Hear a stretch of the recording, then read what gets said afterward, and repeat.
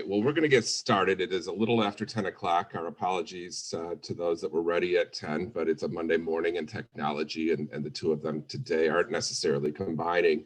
But we're gonna plow through this, and I want to welcome everybody today, specifically to our guests, Dr. Karen Stewart and Laura Spell-Worsham, as well as Zach. And Zach, I apologize, I did not get how to say your last name.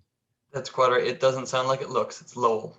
Lowell? All right, wonderful. Yeah, I would not have guessed that. So welcome to our three panelists today. I'm very excited to have this conversation. As a reminder, to those of you following us on Facebook Live, feel free to put any comments or questions into the feed with the Facebook Live. If you're joining us on Zoom, by all means, please use the chat feature, and we will keep that going. If there's any information that you would like additionally, feel free to drop that in there. And if we can't get to it in the next hour, we'll be sure and follow up with you today once we can get that figured out. So today, May actually is Mental Health Awareness Month, and the great team that we have here at the Chamber, we were really interested as we were seeing a lot of information on languishing as part of the pandemic and the mental health and the stress involved with the pandemic and that. And so as we dug deeper into that, some of us realized that's kind of where we're sitting and didn't really know it.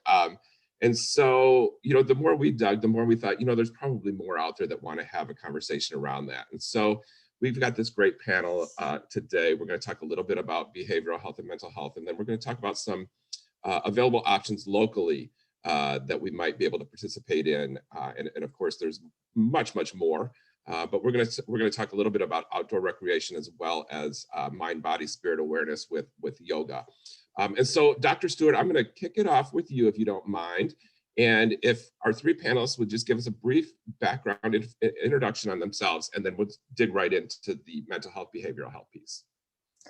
Good morning, everyone. Thank you for having me. My name is Karen Stewart. I am a child and adolescent and adult psychiatrist. I'm currently working at Kaiser. I'm at a lot of different facilities. I get to see a lot of different people from all over the city. So it's been really wonderful to be able to talk to people during the pandemic and help them through. From a behavioral health, mental health perspective, this has been a very challenging year. Like, that is the least of it. But you see this trajectory where people have their lives sort of swept out from under them, and they aren't able to do the typical things that they're able to do. And then we have this long period of isolation, this huge worry about whether or not you could contract a life-threatening illness and what to do about that if it does happen, putting your family in danger, all of those concerns sort of wrapped up in this year. And along with that, you have people who are unable to do the usual things that they do to feel better, like be around family, go see friends, go out to eat, take a walk. All the things that we usually do as coping skills were snatched from under us as well. And it really led to this huge period where not only were we grieving loss of loved ones that we had, who were sick or ill or may have succumbed to the pandemic or COVID-19, but we also had the loss of our typical lives that we lead. And that could lead to a grieving session in and of itself. So we rallied around each other. We helped to take care of each other. We set up these Zooms. We did what we needed to do. We made sourdough bread. We did everything. We wore masks. We got it together so that we could really, get through this pandemic. And now that the crisis is kind of starting to taper and things are really starting to get back to normal, a lot of us are like, well, why don't I feel better? Like, I feel still exhausted. I still feel tired. I still feel, just lackluster about getting up for the day. And the first thing to realize is that you're 100% not alone in this. This is what a lot of people who come into my office are describing. They're not depressed exactly. They just aren't able to get things going the way they were before, get up and get that day started and look forward to starting that day. So a lot of people are really experiencing this. And I kind of think of it as like, instead of if I'm making some kind of analogy, usually when you're exercising, you're lifting weights and you lift and they give you a set of 12 to do. You get through 12 and you're like, wow, my muscles are tired, but then you have some recovery time. Well, COVID's been the exact opposite of that. It's been like you are just continually lifting that weight over and over and over and over and over again. And now we're still kind of lifting it. So we're expecting our muscles to recover. But in this case, the muscle is our mental health and it's just not rebounding as quickly. So I think that it's really important to recognize that what you're going through is normal. And there are some basic things that you can do to start kind of kickstarting things and getting them back going.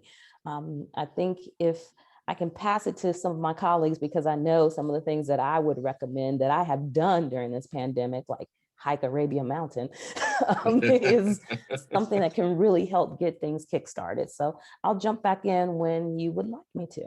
Wonderful. Thank you so very much. And I think, as we look again at May as Mental Health Awareness Month, I think your statement that we're all almost, like somewhere along this path and that we're all dealing with the frustrations and in some cases the fears and the grief, and I think especially I was talking to we did the star recognition of the top students at all the high schools in the county last month.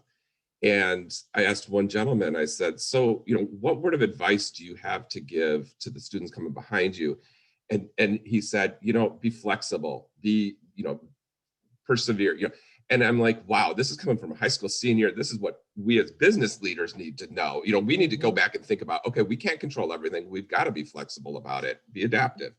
And so I think that's the great takeaway, is that we're all somewhere on the spectrum, and some a little bit further into the wellness side of it, the mental health and wellness side of it, and some of us trying to figure out what that looks like for us in our interests. And so I think that's a wonderful takeaway and a great way to jump over to Zach. So Zach, tell us a little bit about your role at the Alliance and maybe a couple of things that you offer there that might be available. Yeah, and thank you, and Dr. Stewart, thank you for the shout out. So Arabian Mountain and Panola Mountain are both part of what's called the National Heritage Area, and it is an affiliate of the National Park Service. We cover 40,000 acres, starting in Lithonia and then running through Panola Mountain down into the Monastery of the Holy Spirit, which is south of Conyers. So it's a very large area. And Panola Mountain is a major focal point of that. The Arabian Mountain Heritage Area Alliance that I work for, we work closely with the rangers there to promote the National Heritage Area, to promote Panola, and especially during the pandemic, educate you on all the opportunities that are there. So with Languishing, one of the things that helps is being outdoors, is getting outdoors. And that's not just true during the pandemic, but in general. Every year, the National Park Service has something called Park Prescription Day, pushing people to get outside because it's proven to have so many and so varied health impacts. With children, it can help increase creativity and calm over energy. In adults, it helps with stress, increases creativity as well, and so on. So it's a really, the outdoors is a really wonderful and also omnipresent experience. And I also just want to note that when people think, oh, I need to go outdoors to get the health benefits, that I can't drive to a national park, I can't go down the road to the state park. You don't have to, whether you're in downtown Atlanta or a farmhouse somewhere, wherever you are, you can step outside and nature is there. Whether it's a tree on the street or the woods or whatever, you can still get those health impacts from interacting with nature wherever you are. So with Panola Mountain, which is a really wonderful resource, right in the backyard of Henry County, it's also a national natural landmark. I'd like to note it's nationally recognized as one of the only examples of a ecologically pristine granite outcrop in the Southeast. So it's really quite gorgeous. But it has plentiful opportunities for you to enjoy, to deal with some of these languishing things. Routine can help with languishing. So if you want to get in the habit of, like, every Saturday, go to Panola Mountain, hop on the trail, take a walk, get out in the woods, go on a bike ride. There's over 30 miles of contiguous paved trail that you can enjoy. But you can also, it helps to mix up the routine as well.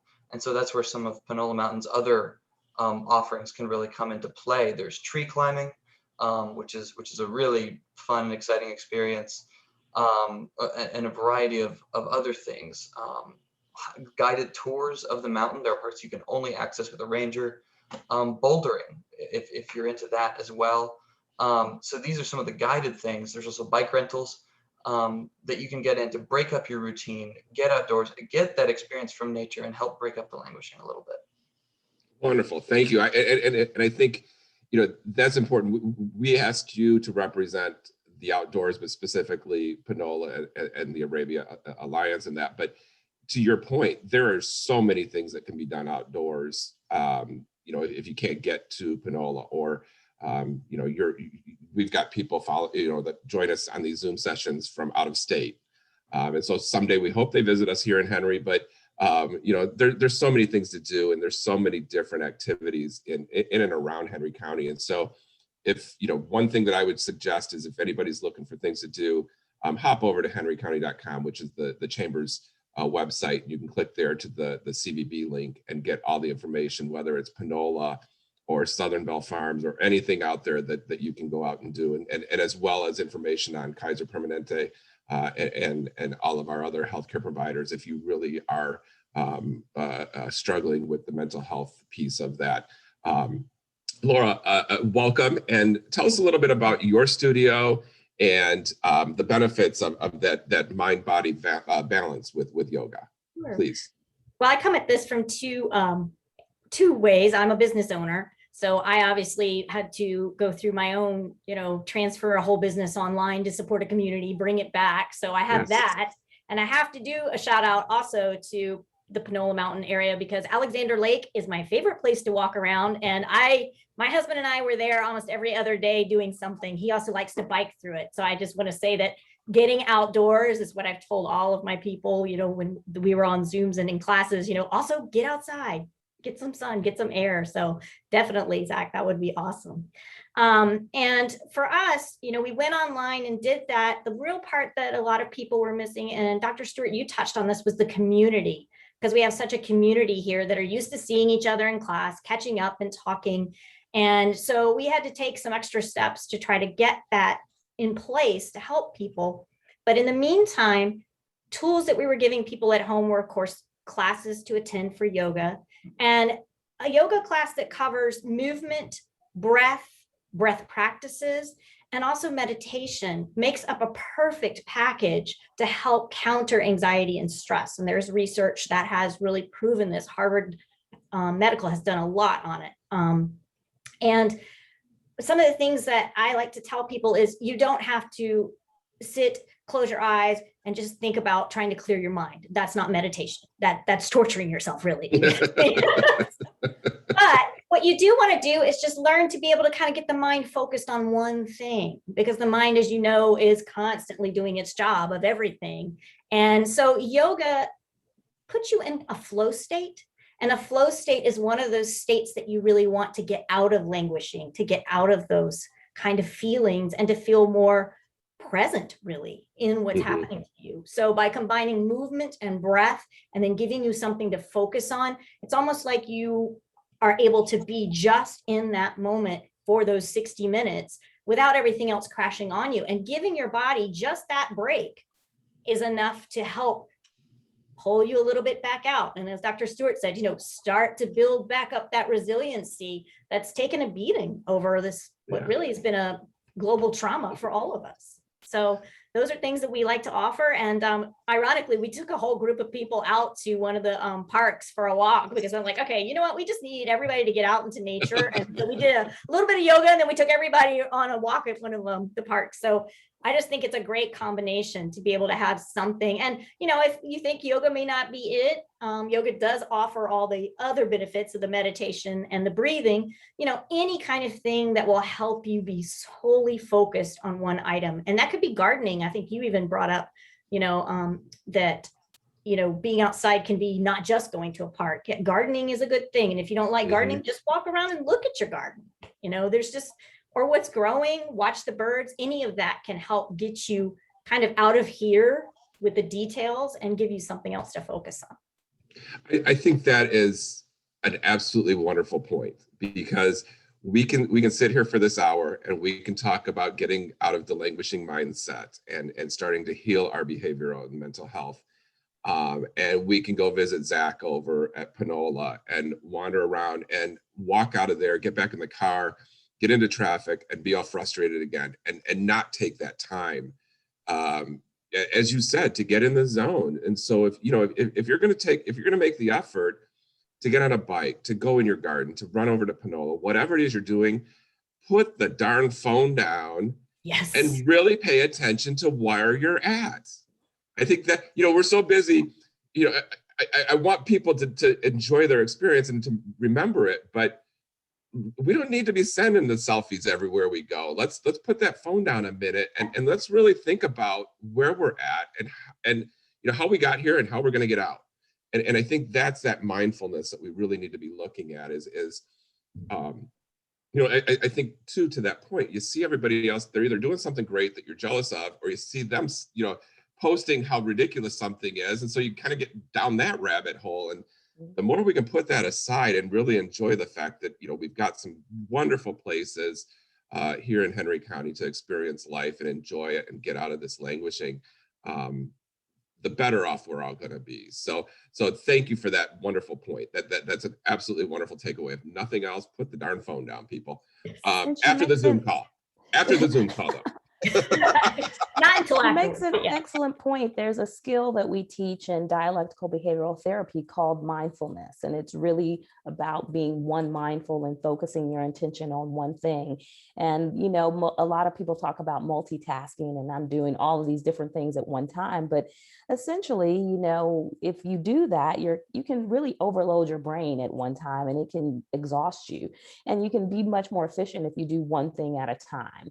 And when you practice mindfulness every day, it actually can decrease stress and make you feel better overall and make you more appreciative of the things around you. So you're not always focused on what already happened or what's going to happen. You're focused on what's going on right now that I can appreciate. And sometimes if you just can get through that one moment and appreciate something in that moment, then it can help you get through the next and the next and the next. So I think mindfulness is an awesome skill to practice, and yoga is a great way to do it. Hiking is a great way to do it.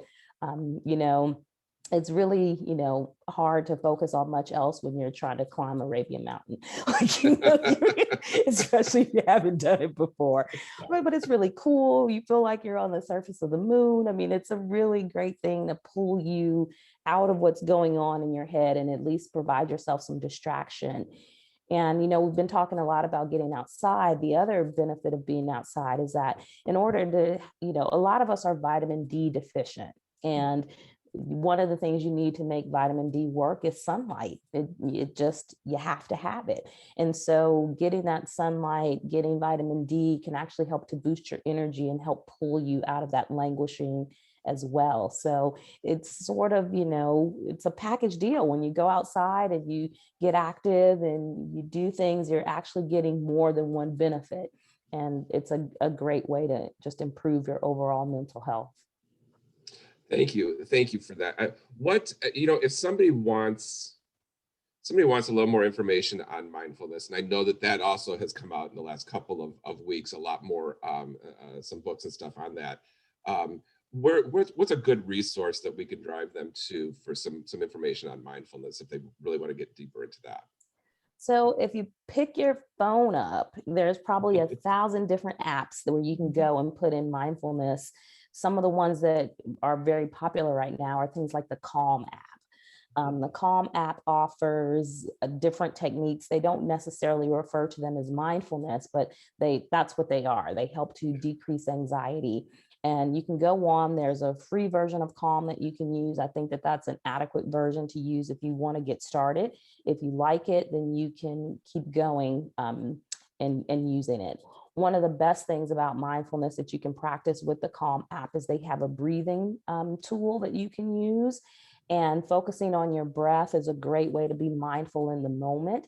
And the other thing about your breath is it's always with you. So you can't leave it behind. If you do leave it behind, then you won't be having any of these problems. Yeah, languishing isn't your problem at that point. So, I think that's a great tool. I think My Strength is a great tool as well. They can send you tips sort of every day to remind you to do things. I think some apps are really great for that. Any app that has DBT or dialectical behavioral therapy can help as well. So mindfulness is out there in the world everywhere. So if you Google it, you'll probably find about, 10 different things that you can do to get back on or to get on track with mindfulness. Yeah. And if you want to actually support a local business and come to a workshop, I am doing a mindfulness and meditation workshop in June. So feel free to check us out at Southern Lotus Yoga. But and like you said, breathing, great tool. Anytime you can take a deep breath and maybe a long, slow sigh out, that will help you. I know everybody thinks, oh, they're sighing, something's wrong. I'm like, no, they're just relieving stress. Feels good. Let me ask you this tough question, and I hope you understand where I'm coming from. But there's a lot of times where people are hesitant to do yoga because for them it conflicts with maybe their spiritual side or their religious side. Let's talk a little bit more about how this is beneficial, the whole breathing exercises, the stretching, all of that. Tell us how this is more, mindfulness and exercise versus the whole question. A lot of people get yoga confused with Hinduism because they come from India, the same country. And yes, you can have a very spiritual-based yoga studio, which is called a Dharma-based yoga studio, and a Bhakti-based yoga studio, which are ones that focus more on tying it into that. We are not that here. We have every type of religion, students that practice all types of religion here. And we don't focus on that side of it. We focus on mindfulness, meditation. Now we will talk some about Buddhist meditation and that, just to go through the different styles of meditation, but there's no tie to any particular spirit. The class that you would come to involves some breathing. It involves moving in and out of poses. We try to encourage moving in and out of poses with the breath because that helps really create that flow state. There's stretching at the end. And most everybody's favorite is this is the only sport that comes with adult nap time. So at the end, you actually get to lay down and for 3 to 5 minutes, do nothing but sleep. And yes, we do lose some people to sleeping, and that's absolutely okay. We always tell them if you fall asleep, those people. Your body needed it. So, I would just encourage people, give it a try, and if it's not your cup of tea, it's not your cup of tea, but please don't let a confusion about Hinduism and India and religion take you away from a practice that has so much benefit for you.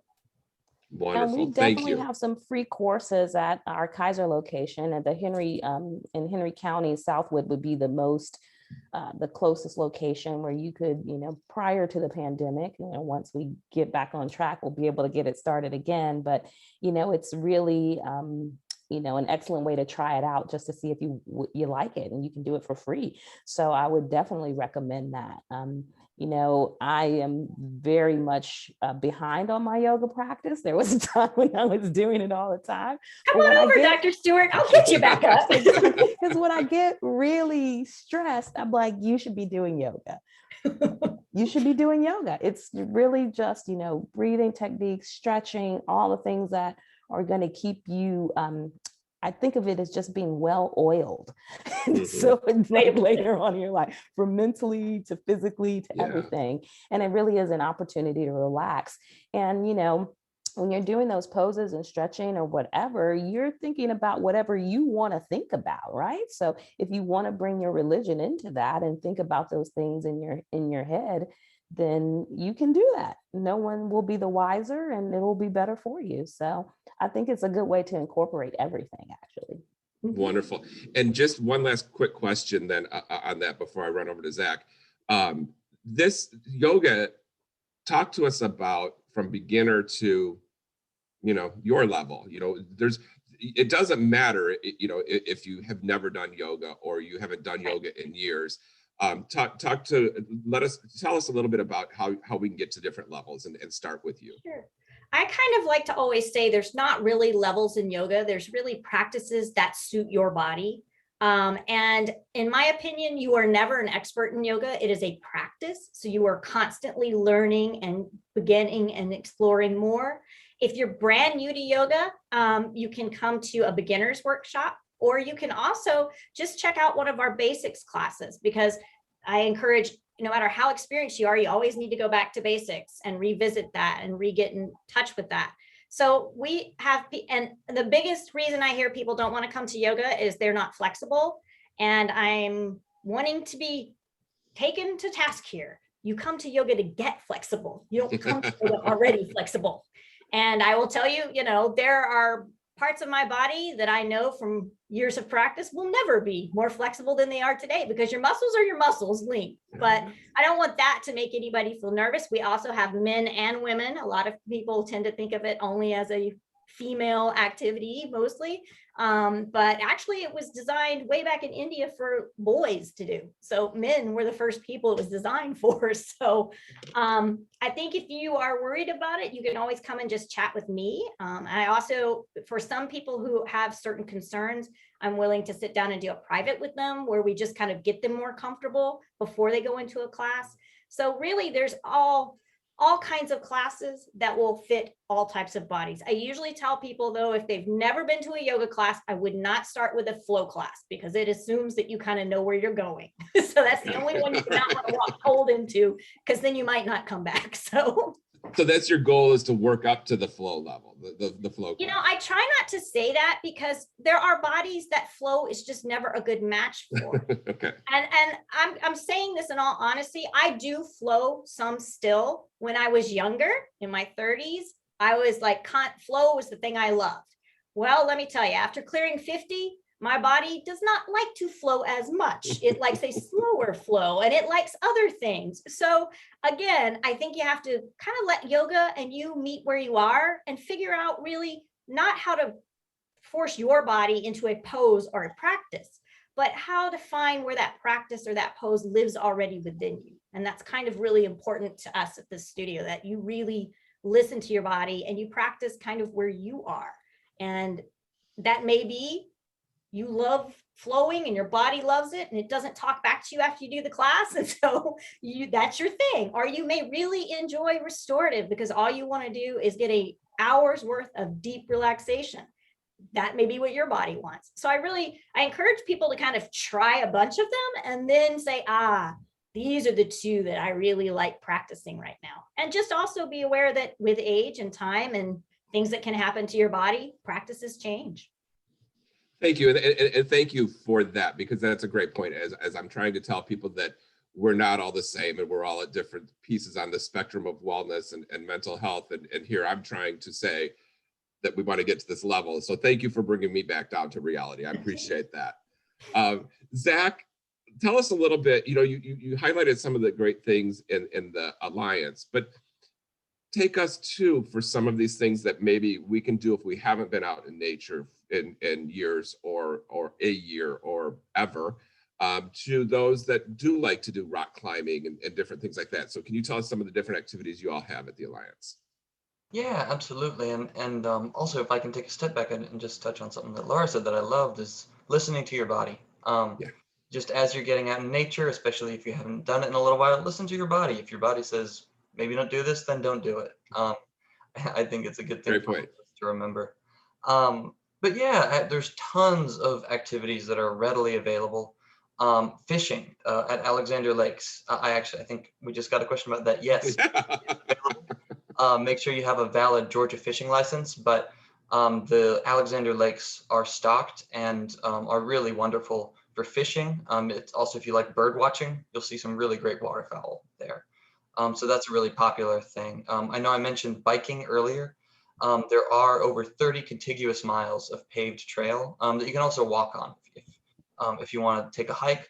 And one of those segments is most recently it opened up this past year into Henry County. So that's very exciting, and we're looking forward to further expansions in the future.